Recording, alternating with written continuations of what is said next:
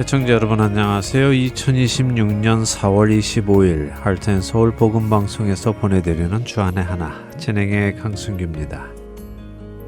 지난 한 주도 세상의 요구가 아니라 하나님의 말씀을 따라 살아감으로 하나님의 자녀인 것을 증명하며 살아가신 여러분 되셨기를 소망합니다.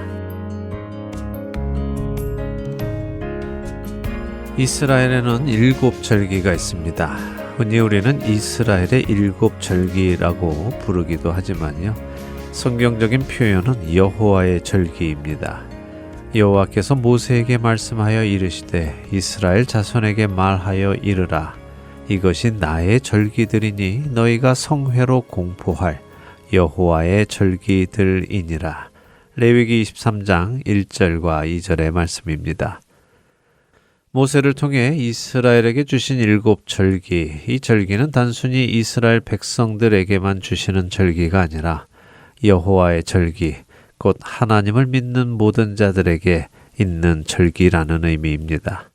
이 7절기는 유월절과 무교절, 초실절과 오순절, 나팔절과 대속제일, 그리고 초막절로 이어지지요.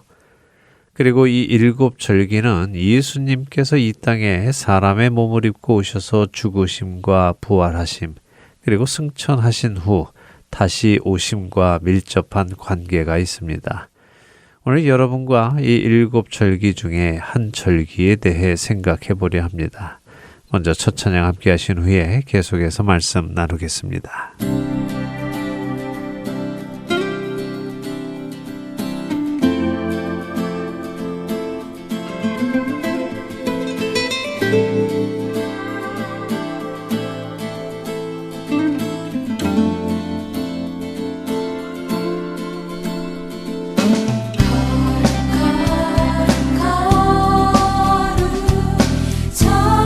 전능하신 주여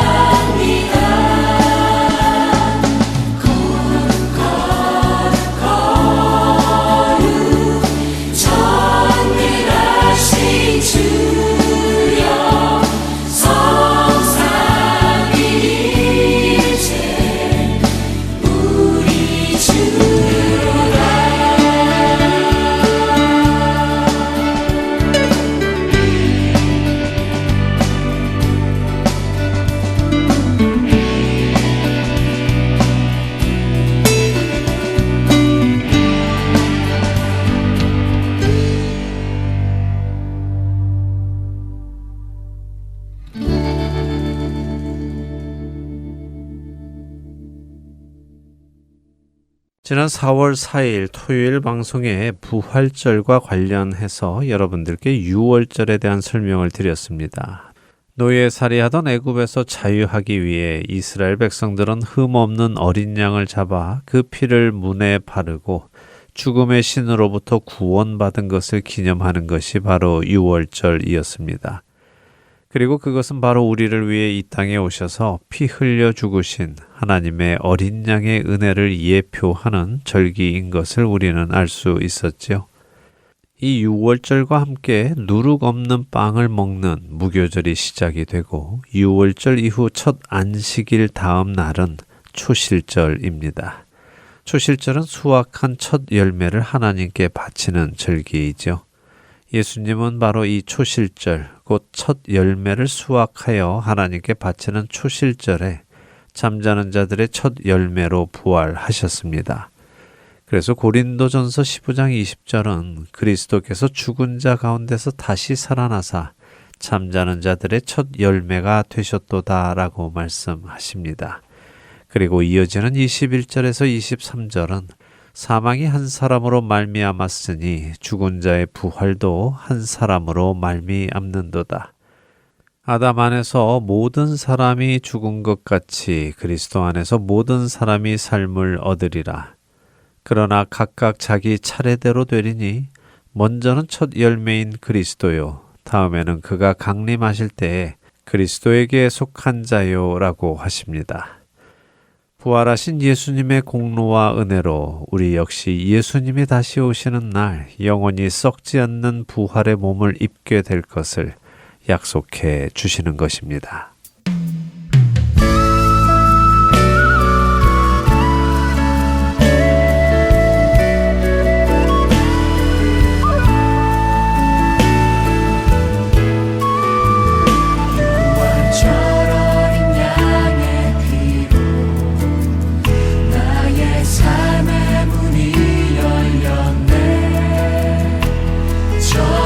어둠의 권세는 힘이 없네.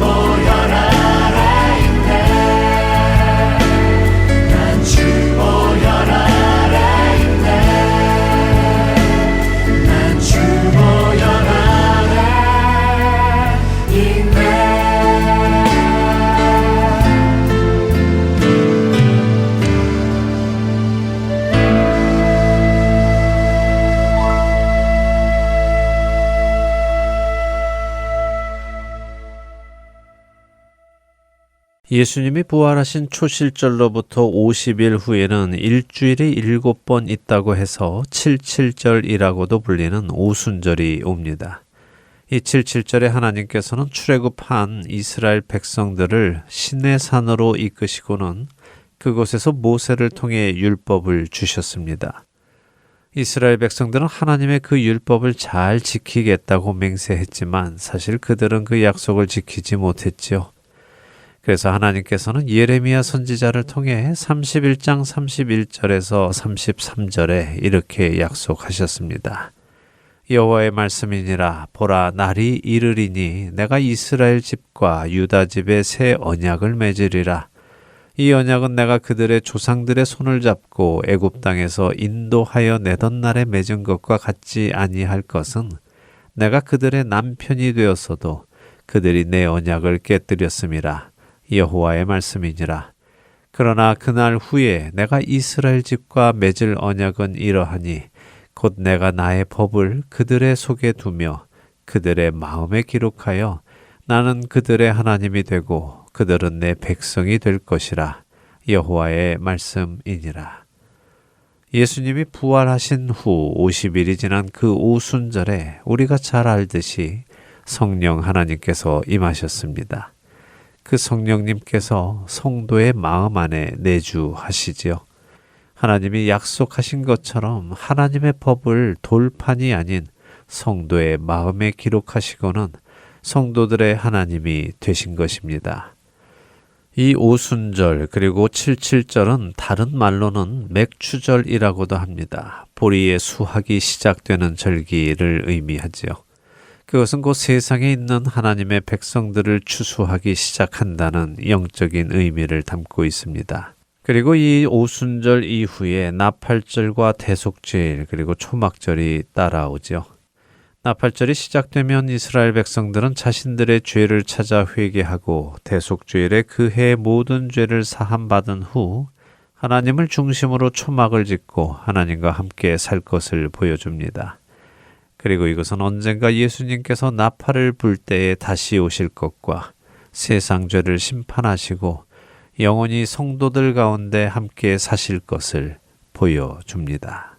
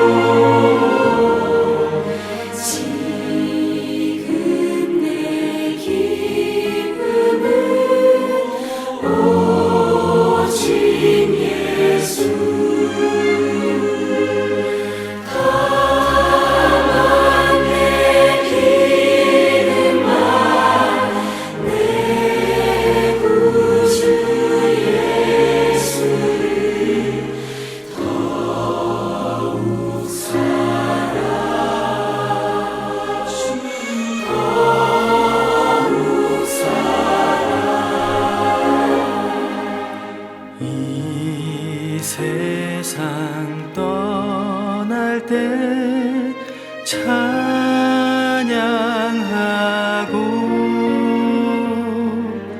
숨질 때 하는 말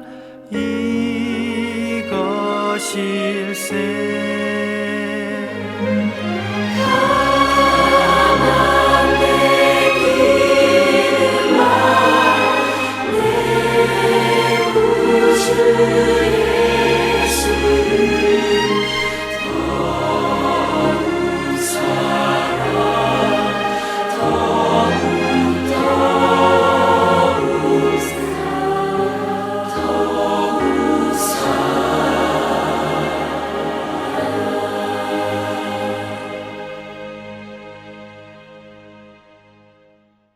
여러분과 함께 기도하는 1분 기도 시간으로 이어드립니다. 오늘은 노스캐롤라이나 그린스보로 한인장로교회 한일철 목사님께서 기도를 인도해 주십니다.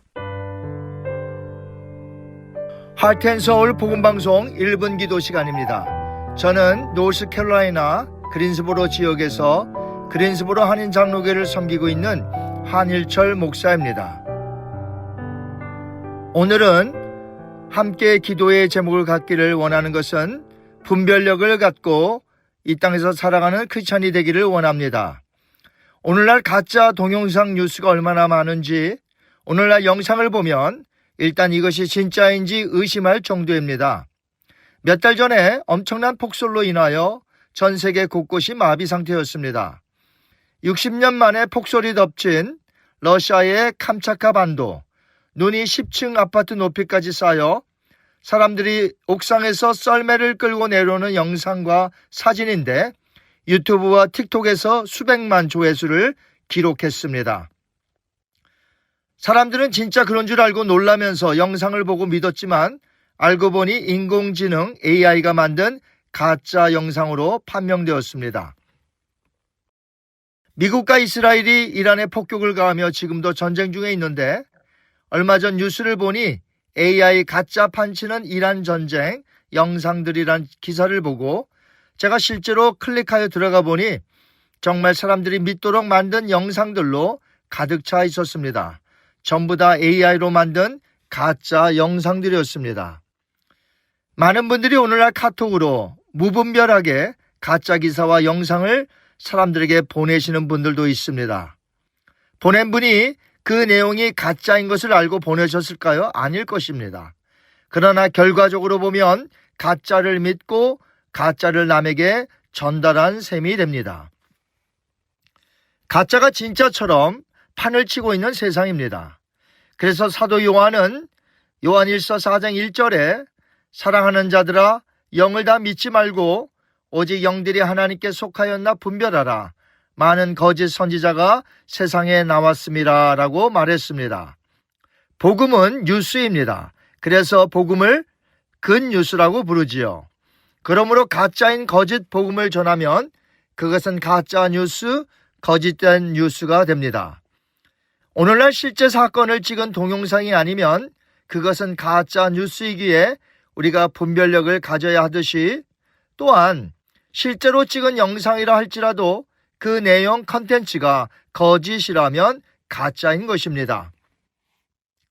그렇기에 크리스찬은 분별력의 능력을 가져야 합니다. 20세기 유명한 나비 코스염을 한 희극 배우 그리고 영화 배우였던 찰리 채플린을 여러분은 잘 아실 줄 압니다. 남을 웃기는 희극 배우였으나 습관적인 우울증에 시달리던 채플린이 무작정 차를 몰고 달려서 어느 시골 마을에 이르게 되었습니다. 때마침 그 마을에서 채플린 흉내내기 경연대회가 열렸습니다. 갑자기 장난기가 발동한 채플린도 그 대회에 참가하기로 했습니다. 자신이 진짜 희극배우 채플린 당사자이니까 하던 대로만 연기하면 당연히 1등할 줄 알았는데 그날 충격적으로 자기가 3등을 차지한 것입니다. 진짜인 자기보다 더 채플린처럼 행동하는 가짜들이 2명이나 더 있었던 것에 채플린이 그날 충격을 받았다고 합니다. 진짜보다 더 진짜처럼 보이는 가짜들이 우리 주변에 너무나 많이 있는데 영적인 분별력을 갖고 이 마지막 세대를 믿음으로 살게 해달라고 이 시간 한번 다 같이 기도하시겠습니다.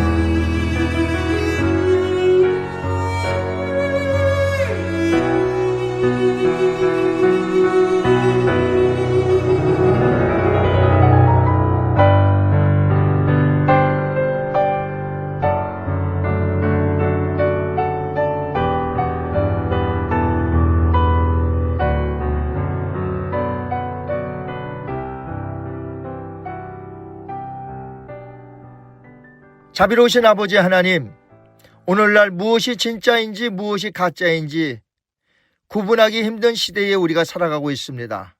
하나님, 그러나 우리에게는 진리의 말씀인 성경이 있으며 하나님께서 허락하신 공동체 안에서 하나님의 말씀과 하나님에게 기도함으로 말미암아 우리가 가짜를 분별해내기를 원합니다.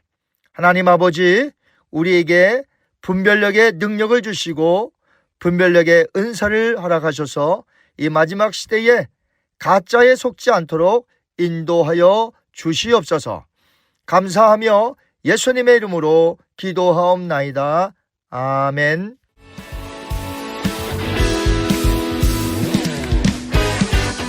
모든 길 따르라 의의 길, 세계 만민이 의의 길, 이 길 따라서 살 길을 온 세계에 전하세. 난 백성이 나갈 길, 어두운 밤 지나서도 든다 파란 빛 보아라 저 빛. 주 예수의 나라 이 땅에 곧 오겠네 오겠네. 아멘. 주 예수 따르라, 주 예수 따르라 승리의 주, 세계 만민이 돌아갈 길과 진리요 참 생명, 내 창검을 부수고 다 따르라 화평왕. 어두운 밤 지나서도 든다 파란 빛 보아라 저 빛. 주 예수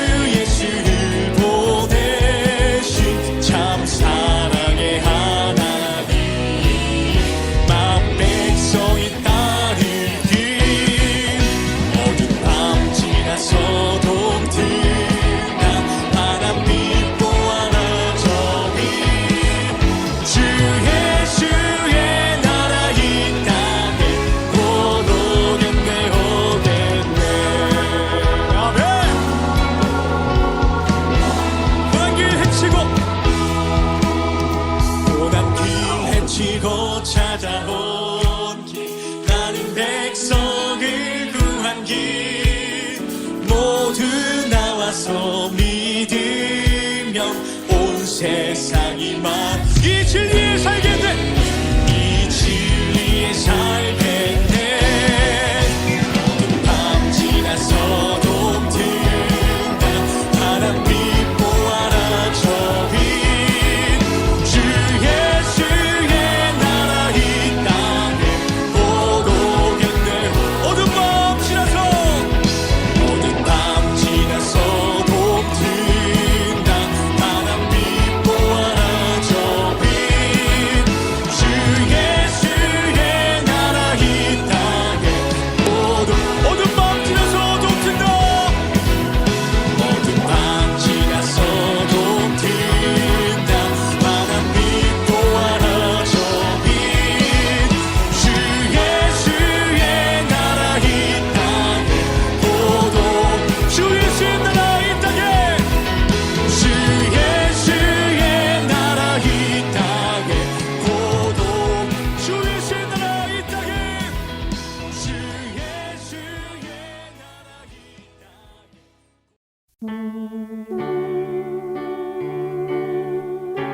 나는 소리요 빈들에서 외치는 소리요 주의 길을 곧게 하라고 광야에서 외치는 자의 소리. 할텐서울 복음선교회에서는 복음 사역에 함께 동참하실 분을 찾습니다. 봉사로, 기도로, 후원으로 예수님을 전하고 생명을 구하는 일에 동참하실 분들은 전화번호 602-866-8999로 연락 주시기 바랍니다. 나는 소리요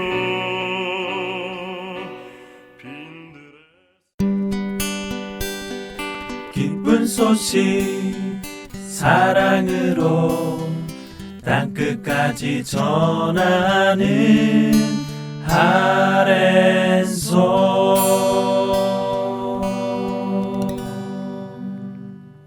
신약 성경의 첫 번째 책 마태복음을 통해 예수님을 만나는 시간입니다. 마태와 만나는 예수님 함께 하시겠습니다.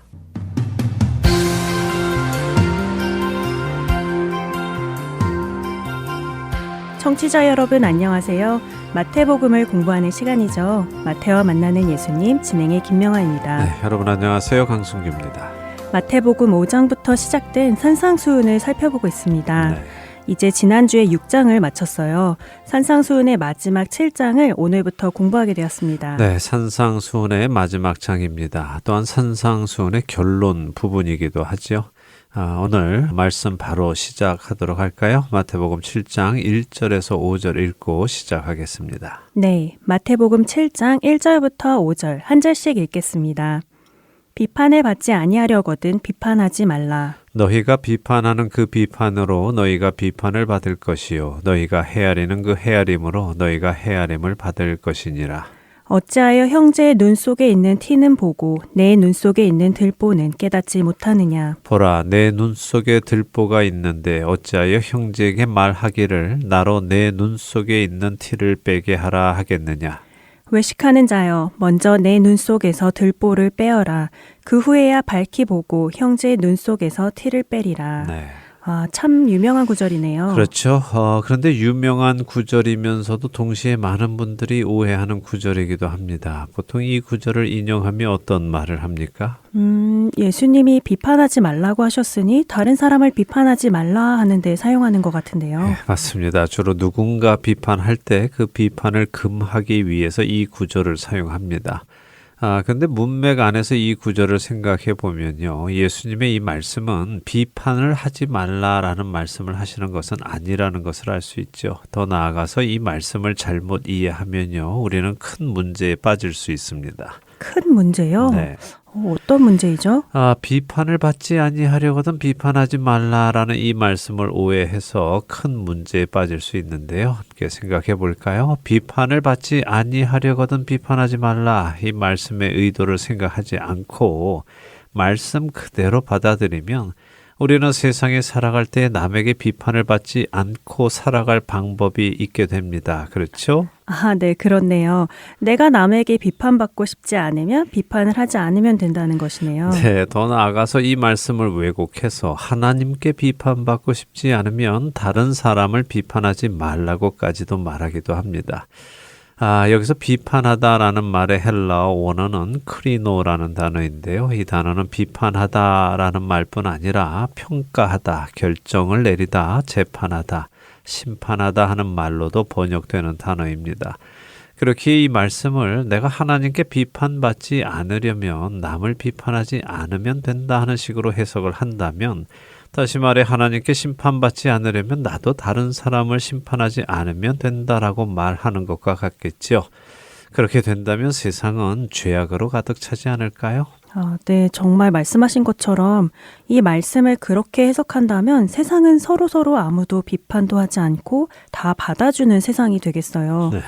내가 다른 사람을 평가하고 판단하고 재판하지 않는다면 나도 하나님께 심판받지 않고 내가 다른 사람들의 죄를 다 받아주며 그럴 수도 있지요 하며 넘어가면 하나님도 나의 모든 죄를 다 받아주시며 그래 너희 사람들은 다 죄인이니까 그럴 수도 있지 하시며 넘어갈 수 있다는 말씀으로 오해하겠어요. 네, 맞습니다. 그래서 이 말씀을 오해하면 큰 문제가 생긴다고 말씀드린 것입니다. 이 말씀을 그렇게 해석한다면요, 그것은 성경적인 해석이 아닙니다. 그런데도 실제로 사람들은 우리 모두가 하나님 앞에 죄인이니 남의 죄에 대해서 왈가왈부하지 말고 그냥 입 다물고 살자, 좋은 말로는 그냥 덮어주고 살자, 이렇게 주장하는데 이 말씀을 인용하고는 합니다. 하지만 그런 적용은 옳지 않다는 말씀이군요. 네, 옳지 않은 적용입니다. 물론 어떤 분들은 이렇게 말씀하실 수도 있습니다. 어쨌든 우리는 죄인이니까 남을 비판하지 않고 사는 것은 불가능하다. 그래서 그런 일은 일어나지 않을 것이다 라고 하실 수도 있죠. 그러나 지금 이 말씀은 남을 비판하지 않고 사는 것이 가능하냐, 가능하지 않느냐 하는 것에 대한 말씀은 아닙니다. 우리는 예수님이 하시려는 말씀의 의도를 생각해 보아야 합니다. 늘 말씀드리지만 우리는 성경의 어떤 특정 구절만 떼어서 읽고 해석하면요, 문맥 안에서의 해석을 놓치게 됩니다. 자, 그런 오해를 하지 않기 위해서 우리가 산상수훈 처음부터 다시 간단하게 정리를 해보겠습니다.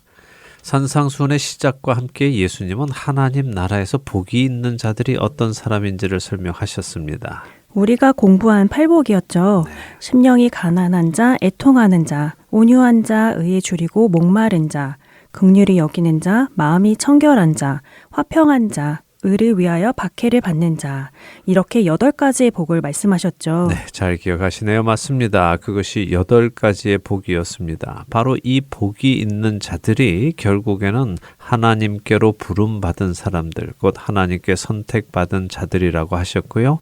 바로 이들을 다른 말로 세상의 소금과 빛이라고 하셨습니다. 아, 그랬죠. 사람들로 하여금 하나님 나라에 목마르게 하는 자들이 소금이고 그렇게 목마른 자들을 하나님께 가도록 빛을 비추는 자들이 빛이라고 하셨죠. 그렇습니다. 자, 바로 이 사람들, 곧 하나님의 택하심을 받은 하나님의 백성들은 예수님 당시에 일반적으로 사람들이 생각하던 의인인 바리새인이나 서기관과는 다른 의, 그들의 의보다 더 높은 의로움이 요구된다라고 하셨죠? 그러셨죠. 너의 의가 서기관과 바리새인보다 더 낫지 못하면 결코 천국에 들어가지 못하리라고 하셨죠. 네, 바로 그런 이유로 예수님은 서기관과 바리새인들의 신앙의 민낯을 보여주기 시작하셨습니다. 옛사람에게 말한 바 이렇게 하시며 그들이 가르치는 가르침과 달리 율법의 본질, 율법의 정신을 설명해 주셨잖아요. 네. 그리고 6장에 와서 예수님은 바리새인들과 서기관들과는 다른 의로움의 구체적인 모습을 말씀해 주셨는데 그것이 무엇이었습니까? 서기관과 바리새인처럼 다른 사람들에게 보이기 위해 신앙생활을 해서는 안 되고 하나님과 참된 관계를 맺는 신앙생활을 해야 한다는 것이었죠. 그렇습니다. 외식하지 말라는 말씀이었죠. 그래서 6장의 결론은 외식하지 않고 하나님 나라를 마음에 두고 살아가는 사람들은 하나님의 나라와 의를 구하는 사람이 될 것이고 그렇게 하나님 나라를 위해 살아가는 사람들에게 하나님은 모든 필요한 것을 공급하시며 그 일을 이루게 하실 것이니 하나님의 백성은 이 세상에 시선을 두지 말고 하나님 나라에 시선을 두고 살아가라 하신 것이었습니다. 그리고 이어지는 말씀이 오늘 우리가 읽은 7장에 비판을 받지 아니하려거든 비판하지 말라라는 말씀입니다. 자, 그럼 이 말씀은 누구에게 하시는 말씀입니까? 하나님의 백성일까요? 앞에 서기관들과 바리새인들에게 하시는 말씀이네요. 그렇죠. 특히 5절에 보면 그 대상이 명확해지죠. 누구에게 이 말씀을 하십니까? 외식하는 자들, 곧 서기관과 바리새인들, 사람들 앞에서 보이려고 종교 생활을 하는 자들에게 이 말씀, 비판을 받지 아니하려거든 비판하지 말라는 말씀을 하시는 것이군요. 네, 이 말씀은 예수님께서 바리새인들과 서기관들이 자신들의 잣대를 가지고 그동안 사람들을 비판하고 정죄하고 심판하고 했던 것을 책망하고 계시는 것입니다. 그래서 그들이 다른 사람들을 비판할 때 사용했던 그 기준들을 잣대로 하여 너희도 하나님께 비판을 받기도 하고 헤아림을 받기도 할 것이다 라고 하시는 것이죠. 자, 조금 전에 말씀드린 것처럼 비판이라는 단어의 원어는 크리노입니다. 심판하다, 비판하다, 재판하다 그런 의미인데요. 자, 그것과 달리 헤아림이라는 단어는 무슨 의미일까요? 어떤 느낌이 드세요? 헤아림이요? 네. 헤아림은 긍정적인 의미 아닌가요? 누군가를 헤아려 준다는 것은 그 사람의 마음을 깊이 이해해주고 공감해주고 배려해주는 그런 의미니까요. 네, 그래서 이 말씀이 오해하기 쉬운 것입니다. 마치 내가 비판하면 너도 비판받을 것이고 내가 그 사람을 잘 이해해주면 너도 이해받을 것이다. 그렇게 들리지 않습니까? 네, 당연히 그런 말씀이라고 알고 있었는데요. 네. 아닌가요? 아닙니다. 여기 헤아리다 하는 단어의 원어는 메트레오라는 헬라어인데요. 이것은 측량하다, 계량하다, 무게를 재다 그런 말입니다. 그러니까 앞에 비판과 같은 의미로 자신들의 기준으로 다른 사람들을 판단한다 하는 의미입니다. 그러니까 지금 예수님의 이 말씀은 바리새인들과 서기관들이 자신들의 잣대를 가지고 사람들을 정죄하고 비판하며 동시에 자신들은 의롭고 다른 사람들은 부정하다고 판단하는 그 교만함을 지적하시는 말씀입니다. 아, 우리가 흔히 생각하듯이 내가 다른 사람에게 하는 대로 돌려받는다. 그러니까 내가 다른 사람을 비판하면 나도 비판받고 내가 다른 사람을 이해해주면 나도 이해를 받는다. 그런 의미가 아니었네요. 네, 아니죠. 예수님은 자신들의 기준으로 자신들은 옳고 다른 사람은 틀리다고 생각하는 그 외식하는 자들에게 계속해서 말씀하시는 것입니다.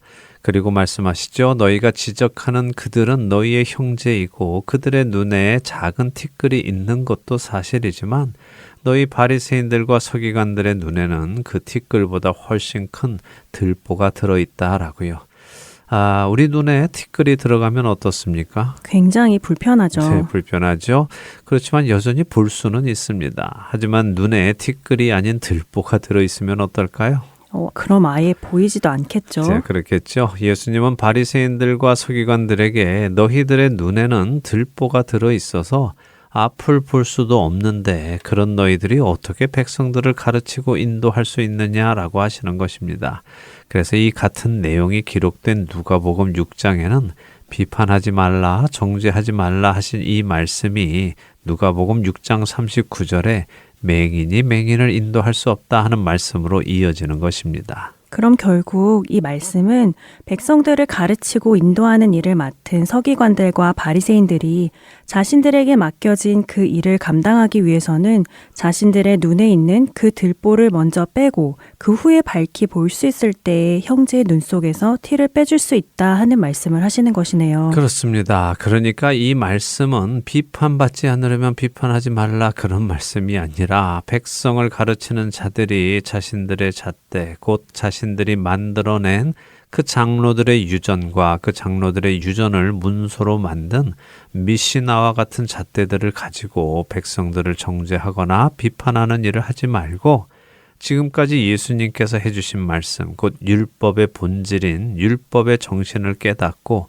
올바른 길을 가며 자신들은 물론 하나님의 백성들까지도 인도하여야 한다라는 말씀을 하시는 것입니다. 이 말씀이 누구를 향해 하시는 말씀인지 몰랐기에 말씀의 의미까지 오해했던 것 같아요. 그런데 그 말씀을 하시는 대상이 누구인지 알게 되니 해석도 달라지네요.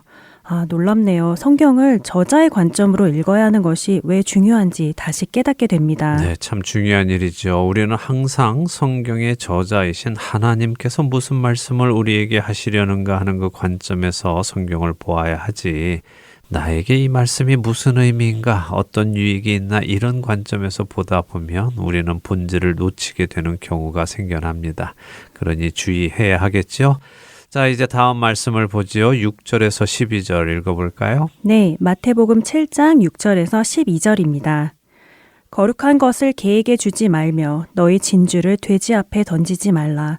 그들이 그것을 발로 밟고 돌이켜 너희를 찢어 상하게 할까 염려하라. 구하라 그리하면 너희에게 주실 것이요 찾으라 그리하면 찾아낼 것이요 문을 두드리라 그리하면 너희에게 열릴 것이니 구하는 이마다 받을 것이요 찾는 이는 찾아낼 것이요 두드리는 이에게는 열릴 것이니라. 너희 중에 누가 아들이 떡을 달라 하는데 돌을 주며 생선을 달라 하는데 뱀을 줄 사람이 있겠느냐. 너희가 악한 자라도 좋은 것으로 자식에게 줄 줄 알거든 하물며 하늘에 계신 너희 아버지께서 구하는 자에게 좋은 것으로 주시지 않겠느냐. 그러므로 무엇이든지 남에게 대접을 받고자 하는 대로 너희도 남을 대접하라. 이것이 율법이요 선지자니라. 네, 자 여기 우리가 읽은 이 본문 중에 6절은요 사실 참 해석하기 어려운 구절입니다. 많은 경우 이 6절을 우리가 방금 공부했던 1절에서 5절과 연결해서 읽기도 합니다. 다시 말해 7장을 문단으로 나눌 때 많은 경우 7장 1절에서 6절을 한 문단으로 나눈다는 말씀입니다. 그럼 7절부터 12절을 따로 한 문단으로 본다는 말씀이군요. 네. 그런데 왜 국장님은 6절을 앞에 5절까지와 보지 않으시고 뒤에 7절과 12절에 연결해서 보시나요? 사실 이 6절은요, 앞에 연결해도 되고요, 뒤에 연결해도 됩니다. 근데 일단 앞 문단인 1절에서 5절까지 연결해서 생각을 해보면 유대의 지도자들이 올바로 진리로 백성들을 가르치고 옳은 길을 가게 할 때에 그 진리의 말씀을 잘 들을 자들에게 전달해라. 그것을 거부할 사람들, 곧 개나 돼지 같은 사람들에게는 전하지 말라. 그들은 진리를 전하는 너희를 해할 수 있다라고 이해할 수 있겠죠. 그렇겠죠. 그런데 뒤에 7절에 붙여서 생각해 보면 거룩한 것을 개나 돼지에게 주지 말라고 하셨으면 그럼 누구에게 줄까 하는 고민에 대한 답으로 구하고 찾고 두드려라로 연결할 수 있는 것입니다. 아, 그렇게도 되는군요. 거룩한 것을 누구에게 줄지 하나님께 묻고 구하라는 말씀으로요. 네, 사실 우리는 이 말씀 구하고 찾고 두드리라 하는 말씀 참 좋아합니다. 그렇죠. 우리가 원하는 것을 하나님께 구하면 하나님이 열어주시고 찾게 해주시고 소유하게 해주신다 하는 말씀으로 이해하니까요. 네, 그래서 우리가 원하는 것들을 계속해서 하나님께 구하라 하는 말씀으로 받아들입니다. 그리고 이어지는 말씀인 악한 자라도 좋은 것으로 자식에게 줄 줄 아는데 하물며 하늘에 계신 선하신 하나님 아버지께서 당연히 좋은 것을 너에게 주시지 않겠느냐. 그러니 너희가 원하는 것을 구하고 찾고 두드려라. 그러면 주실 것이다 라고 이 말씀을 이해하고 받아들이죠. 네. 자, 그런데 한번 생각해 보지요. 그런 기도, 그런 구함이 과연 성경적인 구함일까요? 내가 원하는 것을 기도하여 얻어내는 것이 성경이 우리에게 가르치시는 기도의 목적입니까? 그건 아니죠. 이미 우리는 예수님이 가르쳐 주신 주 기도문을 공부하며 기도의 주제는 나의 뜻을 하나님께 이루어 달라고 요청하는 것이 아니라 하나님의 뜻을 내가 알아 그 뜻대로 순종하며 살아갈 수 있도록 인도해 주세요라는 것임을 배웠잖아요. 네.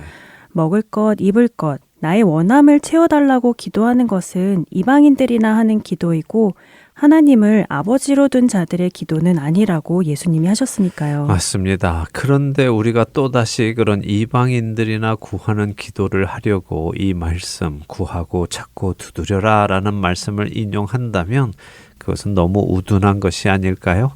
사실 이 말씀 곧 마태복음 7장 1절에서 11절의 말씀의 결론은요 12절에 있습니다. 자, 12절은 어떻게 시작합니까? 그러므로 이렇게 시작하시네요. 네, 그러므로 자, 이 말씀은 우리가 지난번에도 한번 나누었죠. 앞에 말씀과 뒤에 말씀이 연결되는 접속사로서 앞의 말씀으로 인하여 뒤의 말씀의 결과가 따라온다는 것입니다. 자, 그럼 예수님의 이 12절의 말씀을 어떻게 이해해야 할까요? 11절에 하늘에 계신 너희 아버지께서 구하는 자에게 좋은 것으로 주실 것이다. 그러므로 너희는 무엇이든지 남에게 대접받고자 하는 대로 너희도 남을 대접하라 라고 하십니다. 흔히 이 말씀을 황금률, 또 골든 룰이라고 하죠. 로마의 황제 알렉산더 세베루스라는 사람이 자신의 서재 벽에 이 문장을 금으로 적어 놓았기 때문에 황금률이라고 불립니다. 그래서 황금률이라고 불리는 것이었군요. 네. 저는 이 말씀이 황금같이 가치 있는 말씀이어서 그렇게 불리는 줄 알았어요. 예, 많은 분들이 그렇게 생각하기도 하시죠. 자, 그런데 이 말씀, 남들이 나를 대접해 주기 바라는 대로 나도 다른 사람을 대접해 주어라라는 이 말씀은 자칫 give and take처럼 들릴 수 있습니다. 내가 준 만큼 돌려받을 것이니까 많이 베풀라고 하는 것처럼 들리죠. 네. 하지만 예수님의 말씀은 이것이 율법이요 선지자니라 라고 결론을 지어주십니다. 자, 율법의 정신이 무엇입니까? 율법은 결국 사랑이죠. 하나님을 사랑하고 이웃을 사랑하는 것이요. 네, 그것이 바로 율법이 가르치는 것이고 선지자들이 전한 말씀입니다. 오늘 이 말씀을 정리해 보죠. 하나님은 선하신 분이십니다. 그분은 늘 좋은 것, 최선의 것을 우리에게 주시는 분이십니다. 그런데 그 좋은 것, 최선의 것이 꼭 우리의 눈에도 좋은 것, 또 최선의 것은 아니기도 합니다. 하나님이 보시기에 좋다는 것이죠. 그렇다면 하나님이 보시기에 좋은 것은 무엇일까요? 그것이 바로 율법과 선지자들이 말한 하나님 사랑과 이웃 사랑입니다. 이것이 바로 거룩함이지요. 왜 그렇습니까? 세상은 자신을 사랑하라고 가르치지만 성경은 자신을 사랑하라고 하지 않으시지요? 그렇죠. 오히려 자신을 부인하라고 가르치시죠. 그리고 하나님을 사랑하고 이웃을 사랑하라고 하시죠. 네. 그것이 거룩함이네요. 세상과 같지 않은 세상과 다른 가치관이요. 예, 바로 그 거룩한 것을 행하기 위해 우리는 하나님께 구해야 하는 것입니다. 또 찾아야 하고 두드려야 하죠. 왜냐하면 자칫 우리는 이 거룩한 것을 개나 돼지처럼 그 가치를 알지 못하는 자들에게 줄 수도 있기 때문입니다. 그리고 그 거룩한 것을 가치를 알지 못하는 자들에게 줄 때에 우리는 그들로부터 상함을 받을 수도 있습니다. 사도행전을 공부하면 이 모습을 우리는 명확하게 보게 되죠. 네, 그렇죠. 바울이 복음을 전하는데도 그를 죽이려는 사람들이 많았어요. 네, 그렇기 때문에 우리가 하나님께 구해야 하는 것입니다. 누구에게 어떤 방식으로 말씀을 전할까요 하며 구하고 찾고 두드릴 때에 하나님은 그 일을 기뻐하시기 때문에 그 문을 여시고 그 길을 여시고 그 영혼들을 우리에게 보내실 것입니다. 우리는 그렇게 우리에게 보냄받은 자들을 우리의 잣대로 비판하거나 정죄하거나 해서는 안 되고 그들을 사랑으로 섬기며 그들로 하나님을 알게 하고 예수 그리스도를 통하여 영원한 생명을 얻도록 통로가 되어야 한다는 말씀으로 저는 이 본문을 이해합니다. 하나님 나라의 백성은 하나님 나라의 가치관을 따라 살아야 하는 것이지 이 세상의 가치관을 따라 살아가는 것이 아님을 다시 생각하게 됩니다. 네. 이 세상에 살면서 나의 유익을 위해 하나라도 더 가지려고 하는 자들이 아니라 하나님을 사랑하고 이웃을 사랑하여 한 영혼이라도 더 주님을 알게 하는 데 자신을 들이며 살아가는 우리가 되어야 함을 깨닫게 됩니다. 아멘. 그렇게 되는 우리가 되기를 바라면서요. 오늘 마태와 만나는 예수님 마치도록 하겠습니다. 네, 저희는 다음 주에 다시 찾아뵙겠습니다. 한 주간도 주님을 더 사랑하시는 여러분 되시기 바랍니다. 안녕히 계세요. 안녕히 계십시오.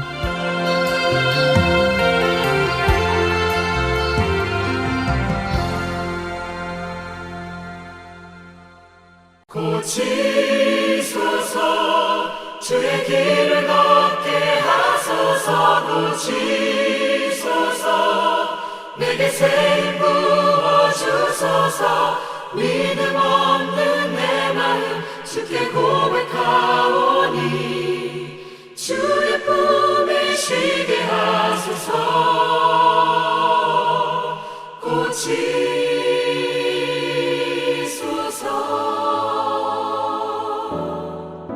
내 기도에 귀를 기울이시며 내 신음을 응답하시네 나 여기 잠잠하오니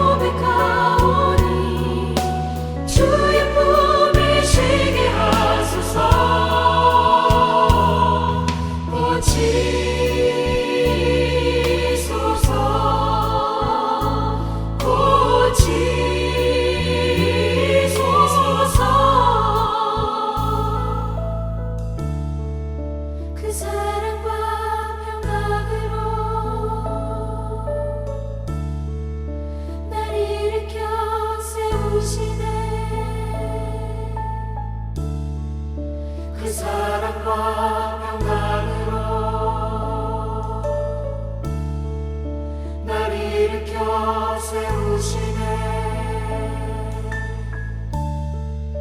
그 사랑과 평강으로 날 일으켜 세우시네. 그 사랑과 평강으로 날 일으켜 세우시네.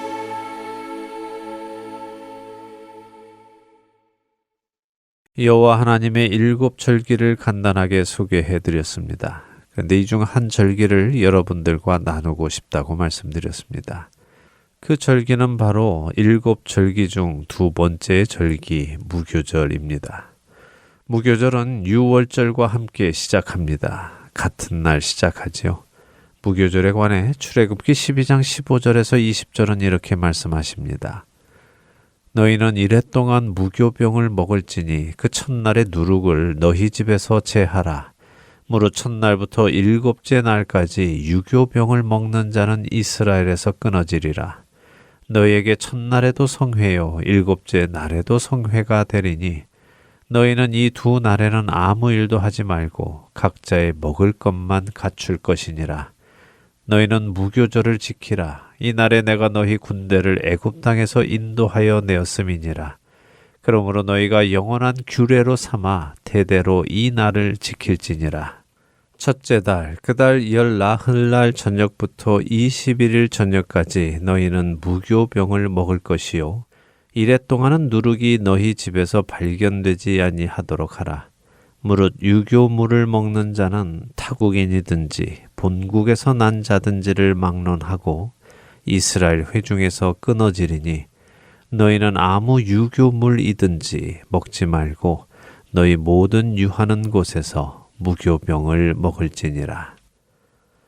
유월절과 함께 시작하는 무교절에 하나님께서는 이스라엘 백성들의 집안에서 누룩을 찾아내어 없애고 누룩이 들어있는 어떤 음식도 먹지 말라고 말씀하십니다. 7일 동안 말이죠. 성경에서 누룩은 죄를 상징합니다. 예수님의 죽으심으로 시작한 유월절과 함께 성도들은 자신들의 죄를 찾아내어 버리고 죄를 먹고 마시는 일을 금해야 함을 말씀하시는 것입니다. 우리는 예수님께서 유월절 어린 양으로 죽으신 것도 잘 알고 예수님께서 초실절에 부활의 몸을 입고 다시 일어나신 것도 잘 압니다. 그러나 그 유월절과 함께 시작된 무교절에 대해서는 잊고 사는 듯이 보입니다.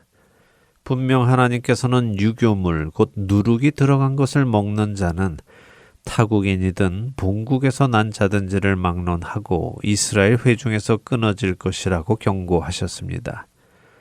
우리가 유월절 어린 양이신 예수 그리스도의 피로 생명을 얻었다면 그날부터 시작되는 무교절을 우리는 지켜야 합니다. 7일이라는 것은 말 그대로 7일을 의미하는 것이 아니라 7이라는 완전수로 우리의 사는 날 동안 내 삶 속에서 죄가 들어오지 않도록 죄와 싸우며 죄를 먹고 마시지 않는 삶을 살아가야 한다는 말씀입니다. 그렇기에 고린도전서 5장 6절 중반에서 8절은 우리에게 이렇게 말씀하십니다. 적은 누룩이 온 덩어리에 퍼지는 것을 알지 못하느냐? 너희는 누룩 없는 자인데 새 덩어리가 되기 위하여 묵은 누룩을 내버리라. 우리의 유월절 양 곧 그리스도께서 희생되셨느니라. 이러므로 우리가 명절을 지키되 묵은 누룩으로도 말고 악하고 악의에 찬 누룩으로도 말고 누룩이 없이 오직 순전함과 진실함의 떡으로 하자. 사도 바울은 우리가 무교절을 지켜야 한다고 말씀하십니다. 우리의 유월절이 예수 그리스도의 희생으로 시작되었기에 묵은 누룩을 내버리고 악의에 찬 누룩을 내버리고 누룩이 없는 순전함과 진실함의 떡을 먹으며 무교절을 지키자고 말씀하십니다. 사랑하는 할텐서울 복음방송의 청자 여러분, 예수님의 희생으로 시작된 유월절과 함께 여러분은 무교절을 지키고 계십니까? 여러분의 삶 속에 날마다 자신을 돌아보고 죄된 것들을 내버리고 계십니까? 죄를 먹고 마시지 않고 순전하고 진실한 하늘에서 내려오신 참된 떡이신 예수 그리스도로 먹고 마시며 살아가시는지요? 6월절의 은혜를 기억하는 것에 머무르지 않고 무교절의 삶을 살아가는 우리가 되기를 소망합니다. 혹시 아직 나의 삶 속에 버려야 할 누룩들이 있다면 오늘 그것들을 찾아내어 내버리는 여러분이 되시기를 소망합니다. 주님의 피로 구원받은 자들은 이제 주님의 거룩하심 안에 살아가도록 부름받았기 때문입니다. 날마다 말씀 앞에 자신을 비추어 순전함과 거룩함으로 살아가기에 주님을 만나는 그날에 회개할 것 없이 살아가시는 저와 애청자 여러분이 되시기를 소망하며 오늘 주안의 하나 여기에서 마치도록 하겠습니다. 함께해 주신 여러분들께 감사드리고요. 저는 다음 주 이 시간 다시 찾아뵙겠습니다.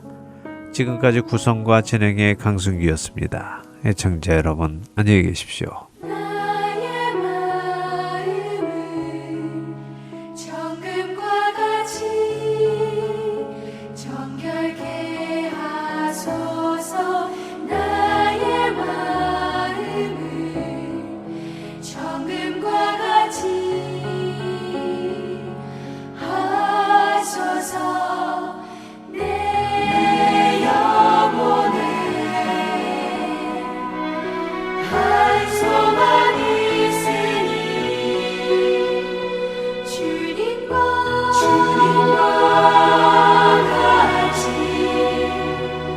거룩하게 하소서.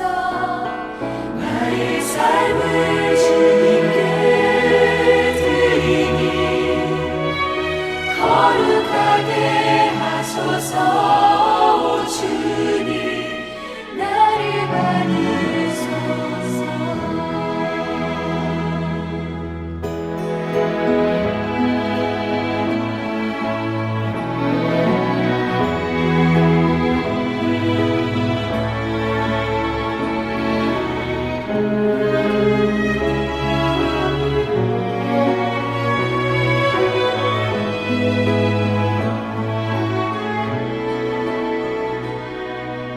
나의 마음을 정금과 같이 정결케 하소서.